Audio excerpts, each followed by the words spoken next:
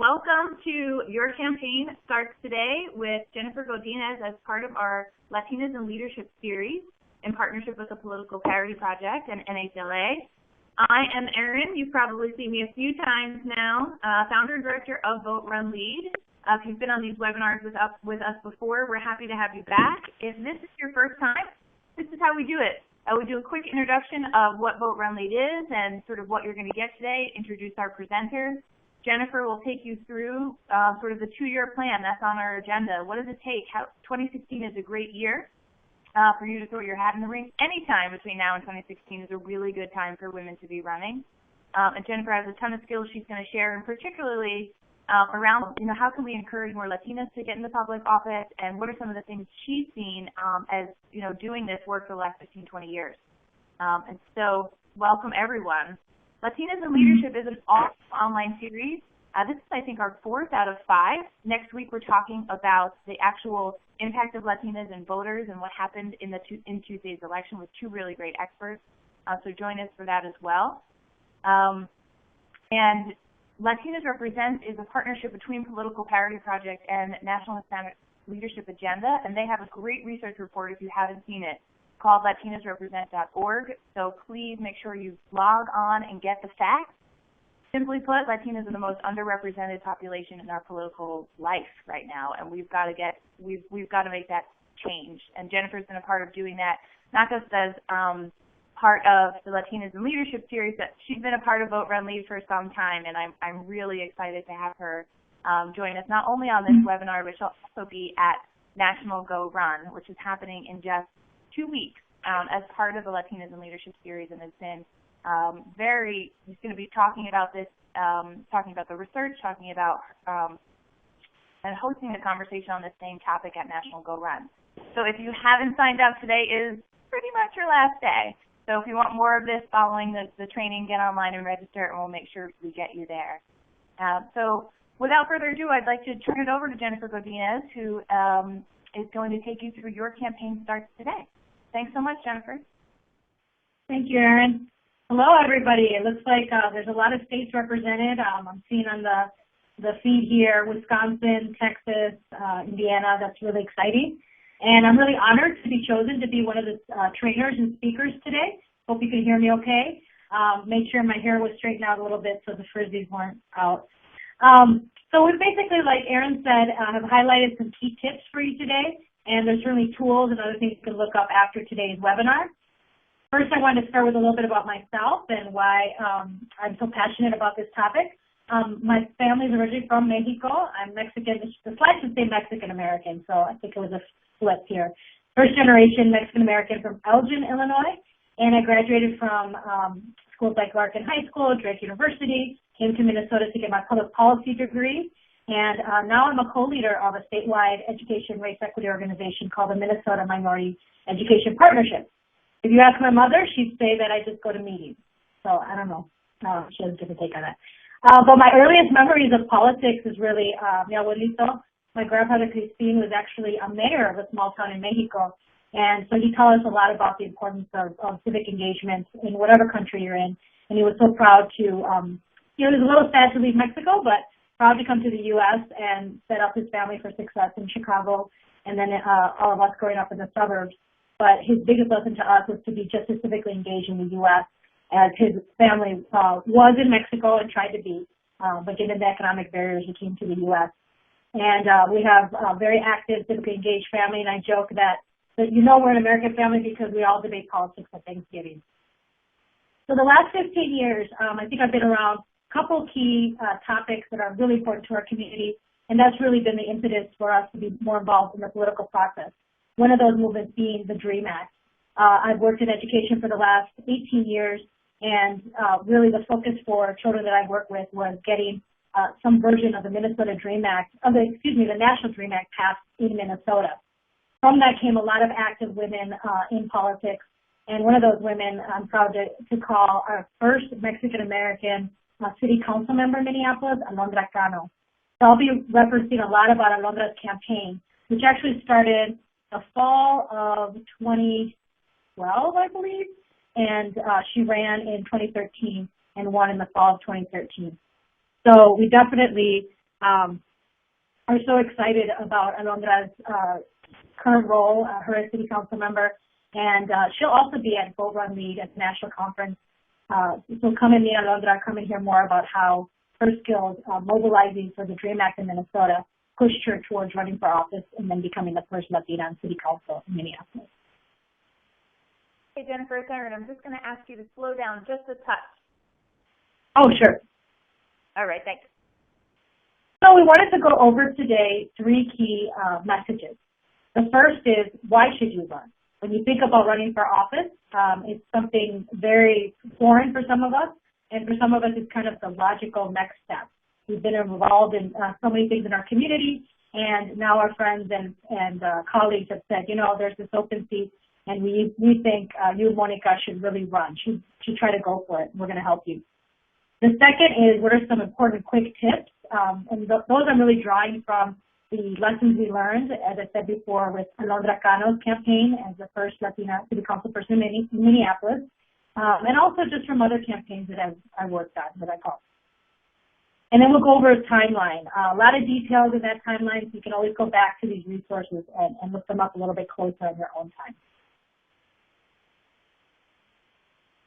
So why us? Why me? Why you're the best candidate for office?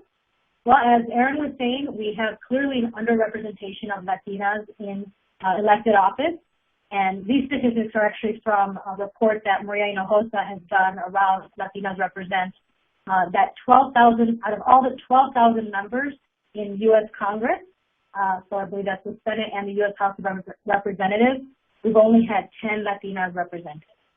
At the local level, that number may be different, and we definitely know that people have attempted to reach those levels, those elected offices, but we clearly do not have enough of our community represented in elected office. Second, there are so many offices that you can be running for. We shouldn't just think about, oh, becoming U.S. Senator. We should think about our school boards. Here in rural Minnesota, I do a lot of work training school boards, and we're talking about 90% white male school board members here in Minnesota. For the Midwest, I don't think it would be very different if you look at Wisconsin, Michigan, Illinois. We're clearly underrepresented in a topic that is so dear to us, so important to us, like education. And the third, obviously, is the new voices we need in the debates that we're having. We all witnessed, we all heard the results from Tuesday, and a lot of women I've heard already on radio shows are concerned about the lack of diverse women that will be engaged in the next 2 years on topics like reproductive health, transportation in certain areas of our communities that we're lacking, along with education and obviously the economy. So clearly, the Latina voice will be critical to some of these debates. And you can always have these, your voice heard, you know, through op-ed pieces, by getting involved in associations. But the power you have as an elected person is so critical. Again, going back to my experience with my good friend Alondra, she's been able to really bring out a key issue that's been weighing on a lot of us in the community, and she proposed the first Indigenous Peoples Day in the city of Minneapolis, honoring Native American heritage. It's actually an event. It was such a huge thing. It's been noted globally. But again, some of our values that we want to lift up from our Indigenous sisters and their community was honoring the legacy of Indigenous people. And she made that happen by bringing her voice to the elected office. Jennifer, this is Erin. Did you find that in Alondra's race that different kinds of voters turned out because she was a different kind of candidate? Was there an increase in community engagement? Oh, absolutely. Yeah, we definitely had a lot more of the Latino community. Her ward is highly Latino population, but at the same time, she also connected to people from diverse backgrounds, and they were excited that she was a fresh voice in that office. That's great. So 3 quick tips before you even start to think about this. We were looking at the 2-year timeline, you know, leading up to 2016, and we thought that this holiday season, November, December of 2014, is a great time to enlist your family members. Like I said, we all know we gather together with tias and tios and primos. Let them all know that you're thinking about this, get their thoughts and get their support. Second, we know you're all great at this. Studies have shown about women in our meticulous calendars. Use a calendar to start outlining key deadlines so nothing kind of surprises you or your team for the next 2 years. I love Erin's point, and don't forget your mom's birthday. The third point is really finding a strong team that will help you win. This is a pretty serious commitment for yourself and for all your support systems.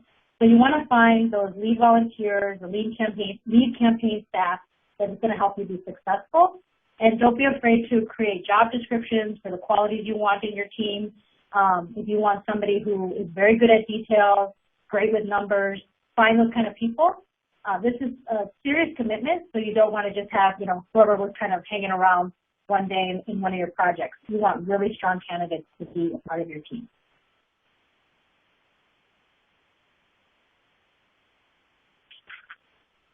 So let's get into the details of both fundraising and voter engagement in the next 2 years.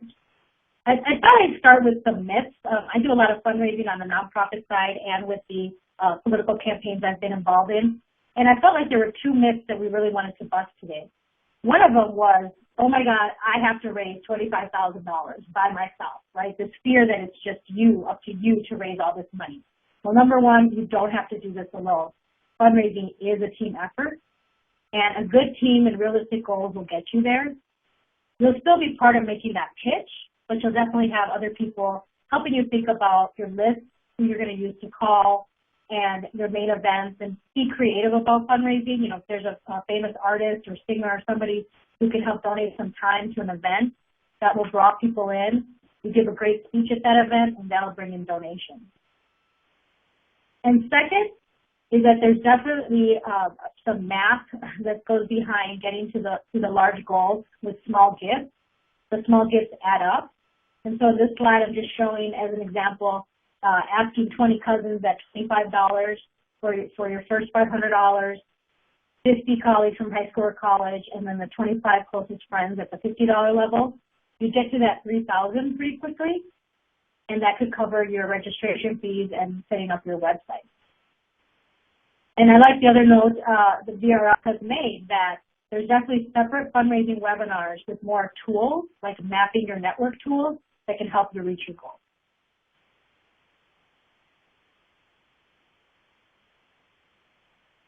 So now we're into January through June of 2015, and you're starting to explore what office you really want to run for. And how do you decide that, right? You start thinking about it, and you're like, well, I love the school board idea, I love the city council idea. Well, you really start exploring what you're passionate about. What's going to get you up in the morning to really talk to your engaged voters, engaged community members on a specific platform. Another VRL tip, that they have worksheets on why am I running and my top issues that can help guide that decision-making for you. And the other key piece during this first 6 months of 2015 is selecting those key advisors as your kitchen cabinet. With the Latinas campaign and with other campaigns I've been involved in, those are the people who come together, start focusing some of your messaging. We get excited together. It's your team that's going to be behind you as you start to run. And you also start looking for those key staff that I talked about earlier. So putting together your campaign team, understanding that you'll need a finance chair, you'll need a campaign manager, a volunteer coordinator. And again, can't stress this enough, but people with really strong skills and a commitment to you is important. And you'll also kind of finalize your calendar. Go ahead. Hey, I have a question around the difference between a kitchen cabinet and, your actual campaign team. Do you find that the kitchen cabinet is more influential people in the community, or describe a little bit of maybe Alejandra's kitchen cabinet, and is that the group that is then maybe a campaign manager, or do they help you find the right people? They help you find the right people, and like I said, they might be the people that the candidate can trust the most, because there might be some, debatable issues or controversial issues that come up during any campaign, and that's going to be like their trusted advisors. The best way I think about it a lot with the presidential election, hearing a lot about Barack Obama and his advisors, his key advisors. I believe Valerie Jarrett was part of that, and others that gave him some advice kind of offline. And then, as you said, then the staff is more people with the distinct skills that you need to carry out the task. Great. My I have one more question that we've gotten a few times around, like, finding out what do I care about, my policy platform. What if what I care about is not exactly what the community cares about? Or what if, particularly as a woman of color, I'm bringing something new to the table that we all should care about in this community? How have you seen folks reconcile the issues they care about with the issues that are part of their district or community? Yeah, I mean, I always try to remind folks that, you know, you're going to not just represent Latinos. You're going to be representing probably a much more diverse set of community members. So if you're passionate about something, you definitely have to bring others to the table that see your point of view and can be behind you. But you also have to be broad enough to make sure it's a coalition of people that are supporting you. So it is a fine balance. And again, taking it on to the national level is kind of how people talked about why didn't Barack Obama talk quickly about race. Well, you know, he kind of waited. There was a timing that was just right for the campaign to bring that key issue up, but that wasn't his main, he wasn't leading on that topic. So this is always debatable among people of color and women of color in politics, but my personal take of what I've seen work effectively is, yes, keep with your key issue that you care about and may be new to a lot of people, but bring people to defend that and to be around it as you broaden all the issues you're going to represent. I hope that makes sense. Absolutely. I have one more question. I have an example. Can I give an example maybe for that topic? I just thought of one. There were a lot of people, so the area that Alondra represents is South Minneapolis, and there's a lot of stereotyping and myths, right, that the crime that happens in that area is those darn kids of color, and especially Latino gangs. So when she got those questions, she started to bring in the issue of, well, it is a public safety issue, but it's also a youth development issue. What are we providing Latino youth so that they can have more civically engaged roles and feel supported in their community? So as opposed to attacking people who are coming up with the, you know, Latino youth may all be gang members angle, as opposed to her attacking them or saying, you know, well, that's a racist thought, she kind of had them shift their thinking about it being broader than just criminalizing youth, but really a youth development question. And that actually helped. She brought along some of her, eventually they ended up being her voters, to think about youth and preventing crime from a youth development angle. I love it. And you gave me a tip earlier, actually, about staff and about how staff might have worked for some, you know, other candidates. Do you have any tips on, you know, helping folks kind of vet a potential campaign manager, particularly because there are not enough women campaign managers? And so, you know, what if somebody who doesn't look like you is coming for the job, you know, a 21-year-old, young white guy who just came off the, you know, midterm elections and wants to run your campaign? What are some questions that you would ask of early on? Maybe you're vetting, say, 2 or 3 campaign managers. That's excellent. Well, one, to get more people of color involved in campaigns, we actually created kind of like a shadowing program. So you're right. I mean, a lot of the people, especially in the Minneapolis-St. Paul area, that were ready to run campaigns were white men. And so we asked them, you know, are you willing to teach some of your skills to Latina immigrant women who are going to learn kind of under your guidance what campaigns are all about? And at some point, this actually happened. I'm not making this up for the webinar, but the guy that we wanted to have run this campaign couldn't. He actually stepped down a few months before the campaign ended, and the person who stepped into that role was Latina, and then the people who took on more leadership were Latina immigrants who had never been involved in this kind of process before. So as long as I think we have the commitment of white male allies, that part of broadening our democracy is not just electing more women of color, but having more women of color have the skills to launch other people for candidacy. Awesome. Thank you. So, yeah, we're trying to solve a lot of issues at the same time. But definitely, we need more diverse staff of color to run campaigns and more women of color. So on this slide, I don't think I've been through this slide. Have I, Erin? I'm lost track here. We talked about key advisors.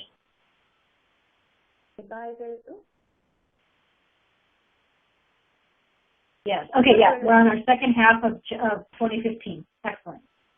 This is a very critical piece of the campaign, which is how you set your campaign budget. What we never want anyone to do is put themselves, kind of overextend themselves in terms of having a huge budget not enough donations, and then, oh no, you have a deficit, you have a problem. So setting a very realistic budget happens with a key advisor from your kitchen cabinet or another ally or someone who can help with that, and then figuring out how the revenue side of that works. So what are your monthly fundraising goals to reach that the budget needs that you have? Another thing about spending, adjusting as you go, there's a lot of urge to buy a bunch of posters and all of the kind of paper pieces you need. You can be way more realistic about that when you know what money you have and who can give you a good deal for the items that you might need. We decided last minute with Alondra we would not have T-shirts, and that made us all really sad. That might be the Latina fashion person in me, but I do not have an Alondra Cano T-shirt. So part of it was we had to be really careful in the last couple of months with our spending, right? So we didn't have T-shirts, but we had people buy the color that she was using, the branding, and we all wore orange. So we were still visible around the campaign season. And you're finalizing in this first year, again, this is going to be right before the 2016 year, the year you're running. You're finalizing a lot of your website brands. You're assigning that fundraising chair to make sure you're meeting your fundraising goals. And you're hosting your first event where you're announcing your candidacy in the fall of 2015. And this is really important time because this is when your website should be up, you have key staff in place, and you have a go-to place for when the media and others start asking more questions about your candidacy.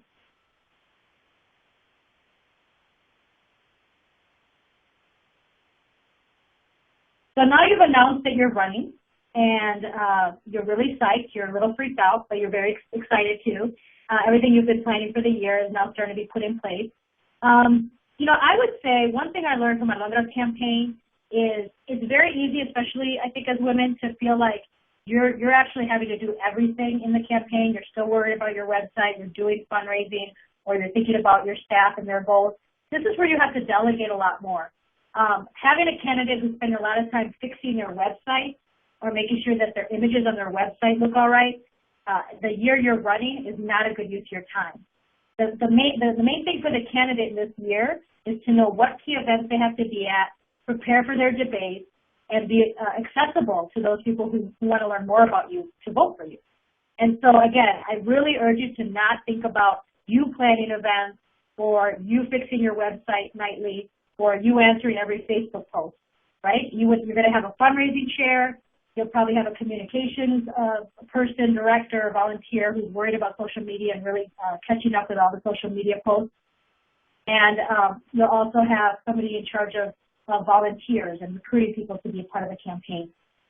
Your primary responsibility is showing up at those fundraisers, definitely making calls for fundraising, but mainly engaging with your voters and making sure you're accessible to media and any kind of requests for debates or anything like that. That's a great segue to a question around, being accessible to media. You want to, now that you've announced, you really want to be out there, get that local press. How do you? Someone's asking around, should you include in your budget someone who can train you for media and debate appearances? And sort of absolutely. Okay, great. Yeah, absolutely, and I think that's part of the role I played with Alondra actually. Before she went to caucus, I believe that was March or April, and I know in other parts of the country they may not have the type of caucuses we have here, but any kind of big event of the campaign, she worked a lot with myself and others on her key messages, her meter in speaking, just the whole public affairs side of the campaign. And if you can't afford that, I'm sure VRL will have that training, right, Erin, I think? Absolutely. So there is a lot of resources, not just ours, but there's a lot of stuff online around. If you can't afford that, there is a lot of stuff that you can record yourself and watch yourself, and there are some good articles on just some of the things that women do with touching our hair or touching our ear or, body language. And as soon as you notice it, it's very easy to change. It's some things that you don't always notice. I have one question I want to ask you that I think you have a couple of stories related to this, but just the fear for women that we're kind of not qualified enough, right? We're afraid we're not smart enough to do the job.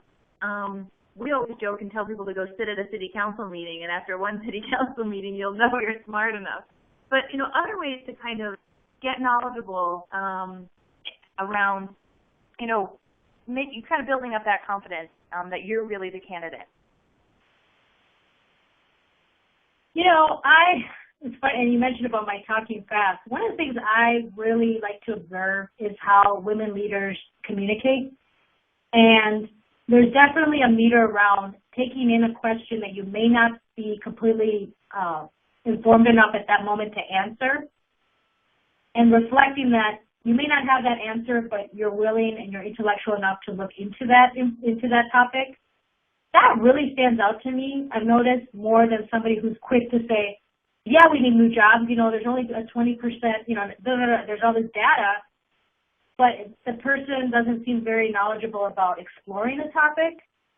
And I think that's a great quality women do have. I've noticed it a lot in our women leaders, how they think about topics and talk about them in a way that's nuanced. You know, it's like, well, I've thought about this way, but if I have more information, I may reconsider that topic.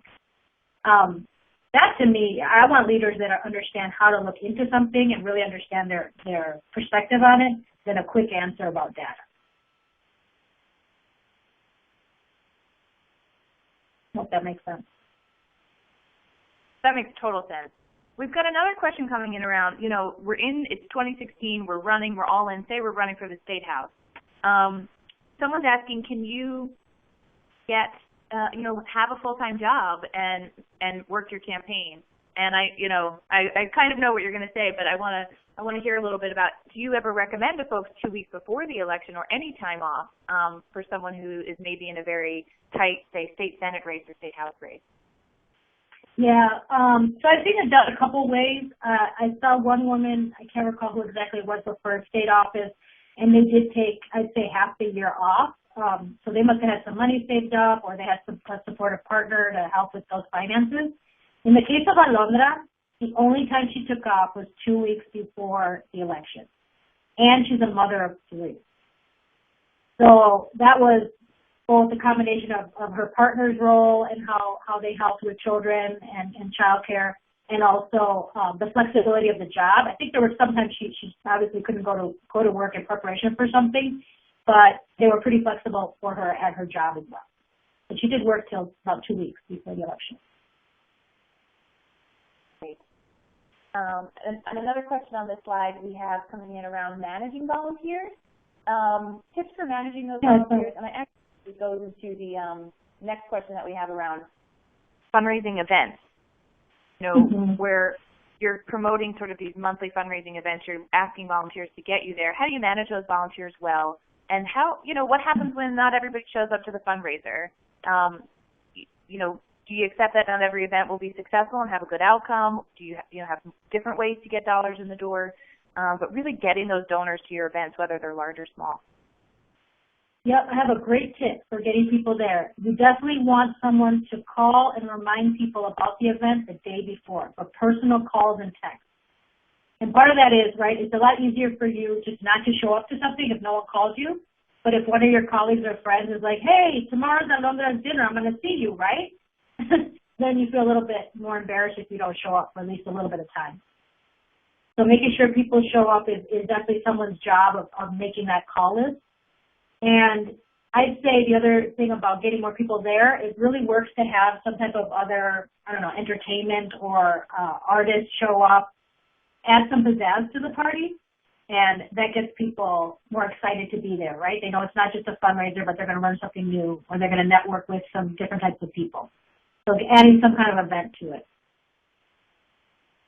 There was another question, but I think I missed it, Erin. What was?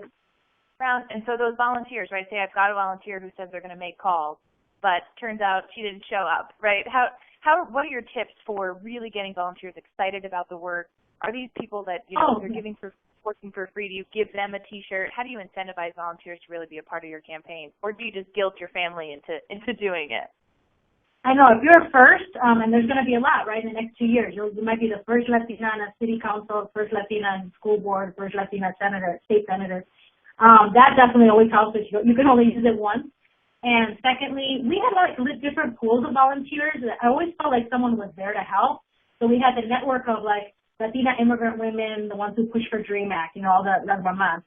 And then we had the college kids, right, that were all connected to one of the college students that was on our team. And then we had all the people from Alondra's ward who are senior citizens, but they're very involved in DFL politics. So we knew we could always count on, I'm making this name up, Susan Smith. You know, so if Alberto from the U didn't show up, Susan Smith was there. We knew Susan Smith was going to be there Monday and Wednesday. So just back to the theory, the law of diversity, right? We're stronger with diversity, and we have different pools of volunteers that we can use. Great. So did I skip a slide, Erin? I think I might have.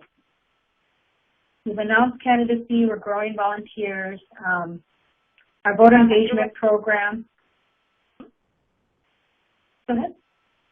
Let's talk a little bit about the voter engagement program and then go to the next 6 months, because that is something that you can't start too early, right? Particularly with populations of the Latino population or whatever minority vote might be helpful to their election win. What do you suggest around when a campaign stops registering voters? Oh, I don't know. You know, we did some voter registration, Erin, with Alondra, but I kind of feel like that's also the responsibility of a lot of different civic groups to be doing. So I want to draw on your experience. Do you think that that is something that that anybody who's listening today, their campaign should also be doing voter registration?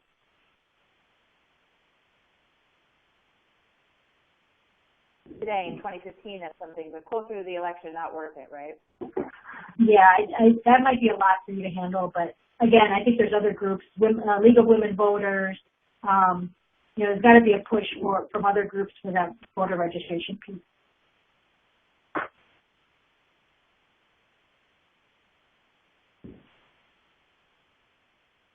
So we're also this is exactly the segue. Yes, we're also talking about these kind of daily calendars.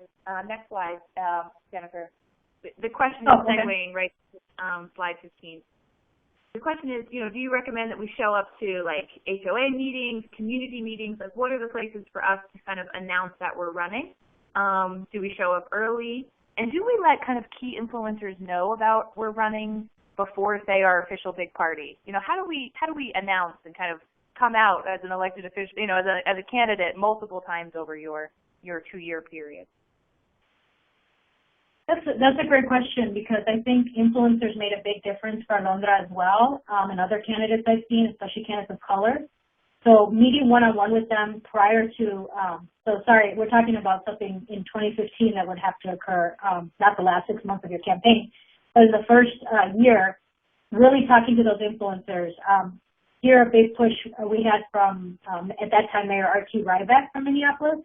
So Alondra definitely sat down with him. He saw her in action at certain community forums, and other city council people also got to know her better during that time. So yeah, that's something really key I think I missed on these slides, is those influencers having one-on-ones, having people understand who you are and what you're about, so that when they come out closer to election time as your official endorsers, they really have gotten to know you. Right, and they're not your kitchen cabinet, they're not your staff, they're another set of people who kind of need to know that you're running, right?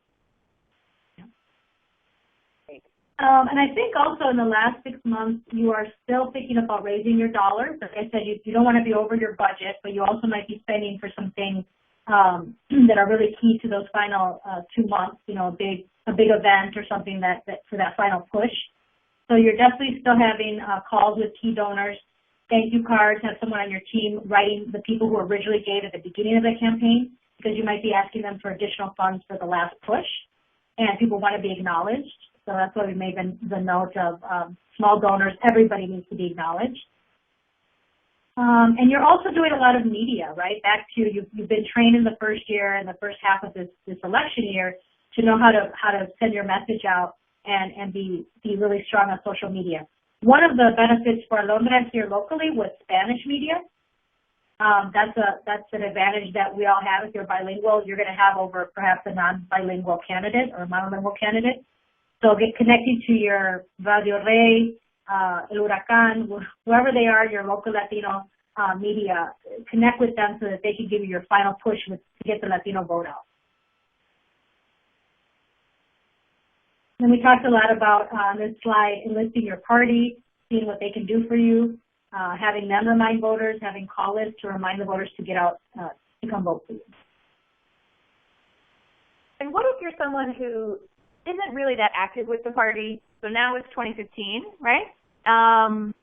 So how do we, you know, if I'm not that active with the party and they don't know that I'm interested in running, do I give them a call in January? Or if I'm really active with the party, do I try to find out, like, who else is running for this seat? How can I really use the party and build the party relationship over this 2-year period? Yeah, I guess it depends on the culture of your party and your state. So here, and I have heard this around this country, maybe I should broaden this. There's this whole question of like, well, somebody else, so-and-so has been in line first. You know, that's happened with a lot of white candidates versus Latino candidates. Like, you know, I'm making this up, but Joe Smith, you know, in Indiana has been working for senator whatever, and he's really next in line after the senator steps down. But here comes Maria Godinez, and she wants to run. You know, I would still get other people to give you advice about that, because it could be that you actually have a better odds of winning, and get some more senior level people who've been around those campaigns or been around that party to have that conversation with party leaders as well. That's to the extent that I can give advice, just from having heard and seen in the media some of that happening around the country. Of the, you know, someone else's turn, it's someone else's turn, but then there's an outlier. And, you know, hey, we had a president that was just a state senator no one had heard of, and then he ran for president ahead of another family with a bigger name. So on a local level, that could happen as well with our Latina candidates. Mm-hmm. Absolutely. And what about folks? So don't be afraid of it. That's right. We hear that story all over the country about how, you know, they've gone to the party and, you know, they said, well, you know, Joe's son, Joseph Jr. is, you know, taking over his state house seat. Like, it's just the way it is. And great stories of women who, a young woman in upstate New York who, you know, beat out a 10-year incumbent, and, you know, now she's the new darling of the party, right? As soon as you win, everybody loves you. So don't worry about, you know, if you're going to challenge them, you know, it's good to win, because, you know, once you do, those party folks will come around. But what if you're not a part of a party, or you're an independent, and or it's a nonpartisan race where, like a judge race, or a local school board race that isn't, you know, affiliated with parties? How do you find other infrastructure? Is it through other organizations or women's groups? What's some other infrastructure that might mimic that kind of party support, or might have that kind of election data you need on the campaign? Yeah, I mean, I think there's definitely a lot of power in unions, power in any other organized group that you've been a part of for a while. They can definitely get your name out there.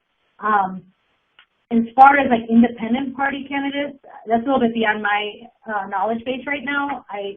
I'm not sure how that would play out with strong Democratic Republican Party dynamics in a community. So I'd love to hear other people's thoughts on that piece. And some resources where folks could get voter lists, like NGP Van, or places, you know, to get a resource that your campaign's going to need a voter list. Where do you send folks to get their voter files and that kind of thing? That for us came from the party in terms of having a van, the list of people who would come out to vote. And I believe there are times you have to pay for that list. And again, that might just be a local reality. I'm not sure if that's everywhere. I do think that is the most traditional way of getting voter lists, but there are new services online, including with something called NGP Van, and there's another one. I'll send it and put it in the chat soon. But there are things like Nation Builder. Nation Builder also has voter files, and they will, essentially these are just data sets that have been organized and rolled over. You might have an Excel spreadsheet that you have, and you can also send that spreadsheet to something like a Nation Builder, and they can take it back to you with voter information. That will be a small fee, but that's called enhancing your list. So that's another way to kind of to do that. And then thank you, Rosemary, for the reminder. Your state and local board of elections are supposed to have these. The reason why the parties can charge for them, and I'm sure you got this, Jennifer, is that those city clerks often have PDFs or very un-user-friendly, for lack of a better word, PDFs lists. So what has happened is the parties and these companies like Nation Builder have created this as a business service. So if you've got the time, you may want to get the list now and, you know, get a volunteer turning it into a readable file. If not, you may want to raise a little money around, you know, getting this data. You can also ask other candidates that have these files. So if there's someone who's ran this race before, or if you're in your similar district, definitely use other kind of, you know, other resources that they may want to share their list with you, or they may just give it to you. Yep. And then we always looked into the university students helping us crunch numbers, because after we're doing calls, after we're doing field work, you have to input a lot of data. I know you're talking about voter lists, but I just started thinking about Excel sheets and the call sheets or field work sheets. Get somebody who's really good at inputting data and analyzing data for you as your data person. Right, because that gets us to what is your last bullet, which is how do you know who's voted, and it's the last 6 months of your campaign. How do you know who's on board with you? What is a sort of voter plan in full effect in the last 6 months, Jennifer?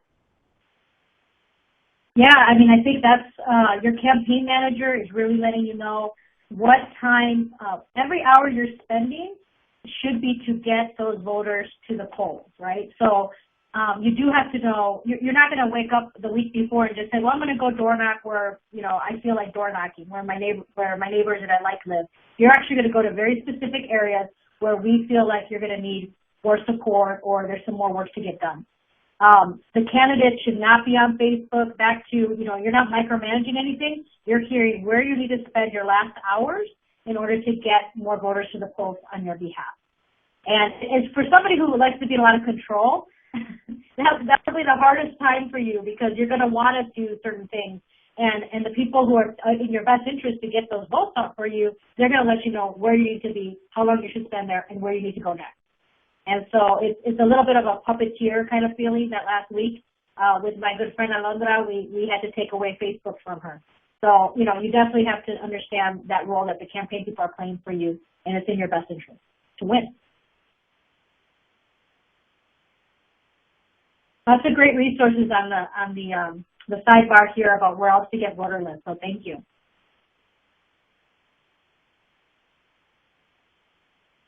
So I want to come down to the night before the election, before your actual vote day. You know, that was a really exciting time for us, and it has been for a lot of newbies. The other very first history candidate I worked with is Congressman Keith Ellison here out of Minnesota.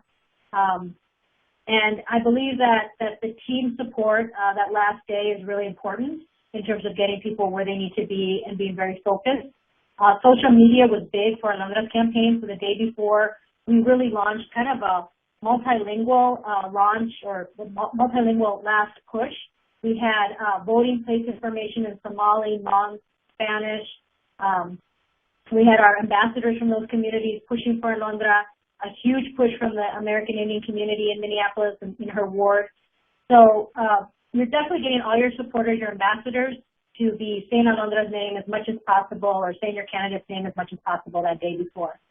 And then obviously for the day of, letting people know that you can help them get to the polls, and getting more information on your website and your social media on the voting process is critical. And again, in multilingual, that's one edge that we have. If you can do that for new voters or voters of color or new Americans, that'll beat out the other candidate, because they may not be thinking about that for those groups.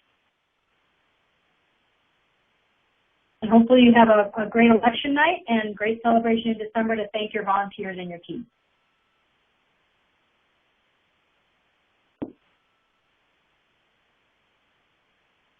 About 1:45, so we're just going to summarize what we went over. I hope I slowed down my meter. I get really excited thinking about all these women that are encouraged today to vote, to run, hopefully vote and run, but run for 2016, where we want to see with VoteRunLead and other women's groups, political parity, NHLA and NHLI, a push for more women, and especially women of color and Latinas, to be in office after 2016.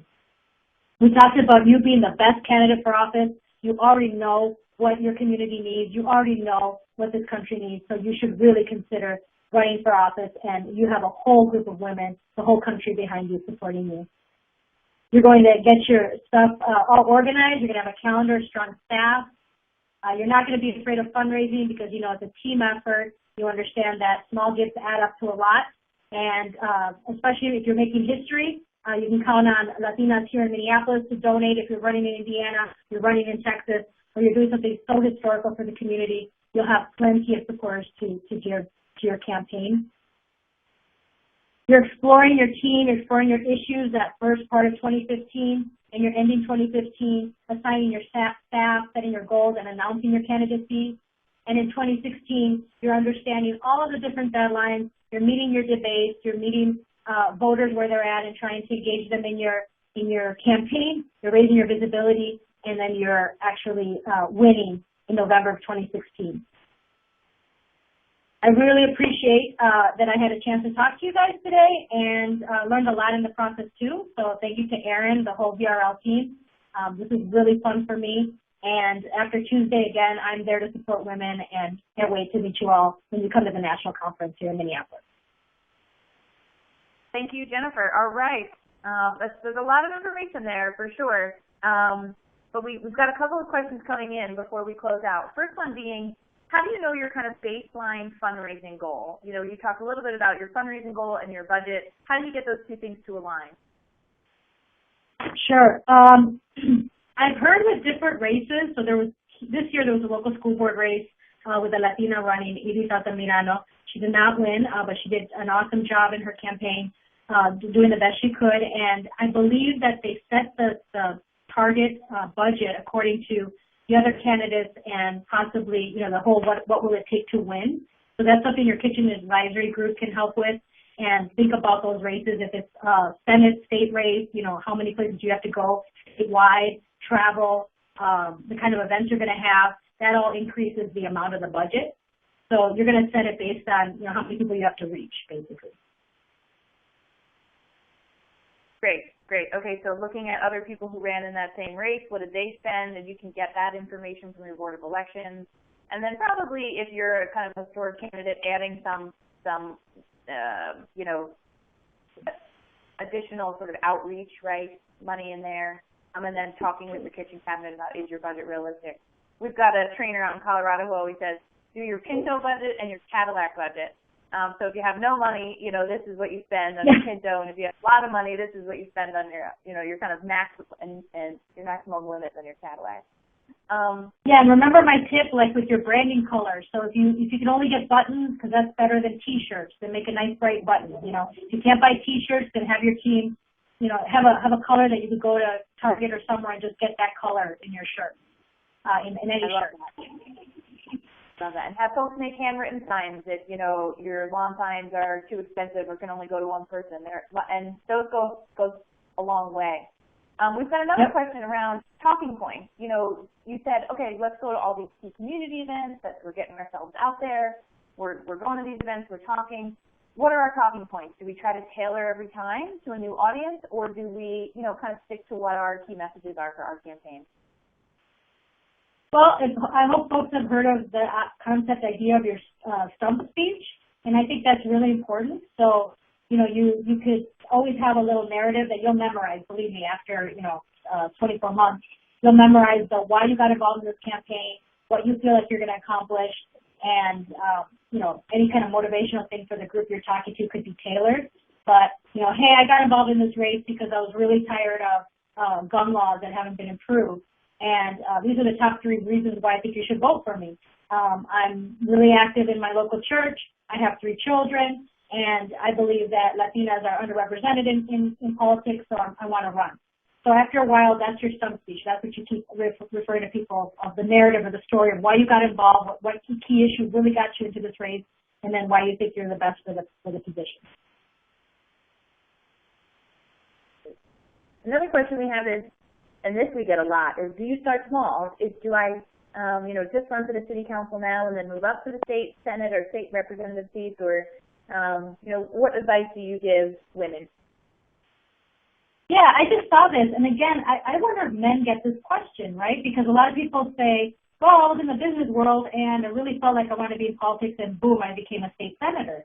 You know, I don't think that a lot of people are told to kind of keep it lower and start small. I think it's, what are you passionate, what is it that you want to really shift? If it's a state policy issue, if it's, a key topic in your community and other communities, again, statewide, then why not statewide office? A Latina state senator here, Patricia Torres-Ray, I believe all her career was with state government. She hadn't run for an office previously. She went right to state senate. And the same for another Latina, Melissa Franzen, who was actually in corporate and went right to state senate. So I wouldn't think about that. I think about where your talents really fit and how broad your scope is of policy that you want to shift. And not to brag at all, but both of those are VoteRunLead alumni. Both of those fabulous. And actually, yes, state senators have become U.S. presidents. So that's right. That's right. And a research coming out of, I'm pretty sure it's Center for American Women in Politics, says that something like 50% of state legislators was the first office that they ran for. So, you know, that's a pretty staggering number. A question we've got around materials, right? So what are some good colors? You know, what's your advice on that kind of stuff? And what do you say about literature? Do you spend a lot of money on it? You know, we often say at VoteRunLead, lawn signs don't vote. So, you know, but how do you get your literature out there in a cost-effective way? Yeah, I think really knowing, you know, that's where you need a good campaign strategist, a campaign manager, to know at what point in the campaign you're going to need the most lit. Because, somebody off the street, you may think like, oh, if they don't see me on every poster in every city, they're not going to vote for me. Why they say posters don't vote is because you really need a candidate to connect to people. That's the door knocks, that's the phone calls, that's the forums. And so I understand that posters don't vote. Now, for a lot of immigrant names, you know, people new Americans that are in the process, I would think that some visibility up front is critical so that people get comfortable with your name. You know, you may be the first Hernandez to run in Indiana. And names like that, you want to become more visible, more prevalent.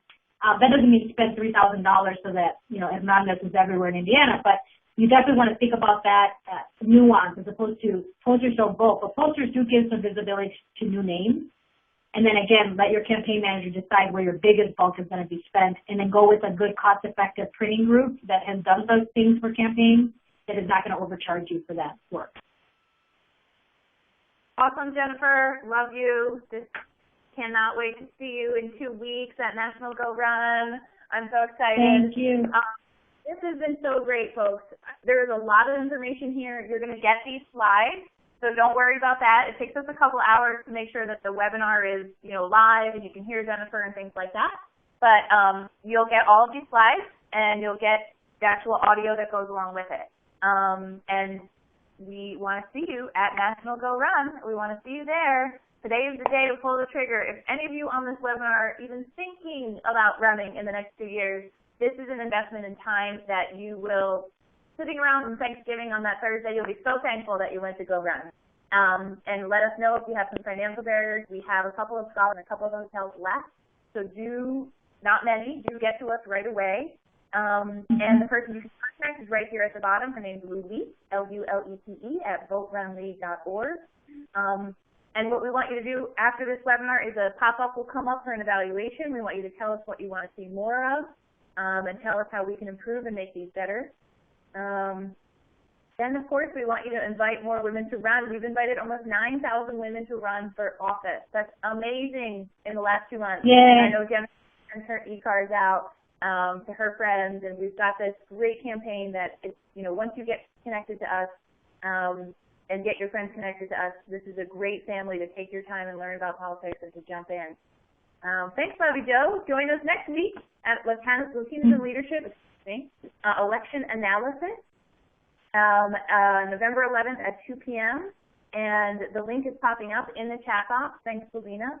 So you can see it there and register. And it's going to be sort of what happened in this election cycle, what happened for Latinas, what happened with the Latino vote.